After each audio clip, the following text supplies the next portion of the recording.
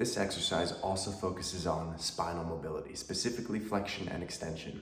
It's commonly known as the cat and cow pose in yoga. So we're going to get started in the quadruped position or 6-point position on our hands and knees.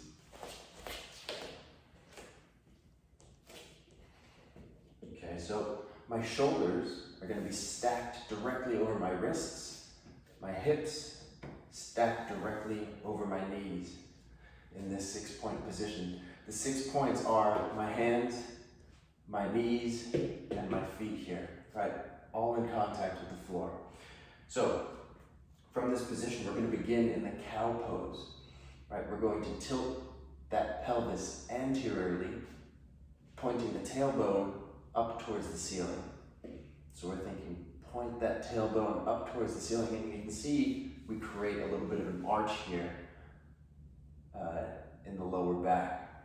All right, now continuing up the spine, we're going to think of pointing the chest up and forward, the sternum up and forward at the wall in front of you. All right, so now we're extending through the mid-spine.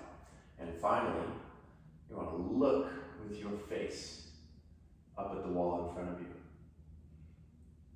Okay, now we're going to reverse it. So let's think of tucking that pelvis the opposite direction.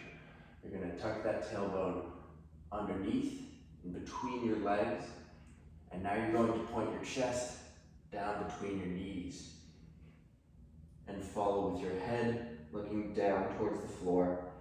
And from here you can further this movement by pressing the palms of your hands down into the floor. Okay, now we'll reverse it again. Point that tailbone up towards the ceiling. Point the chest up and forward and look up and in front of you. Reverse that pelvic tilt to tuck the tailbone underneath and in between your legs. Flex the sternum to point down between the knees. And look with your head and eyes down towards your feet, pushing the floor away from you with your palms.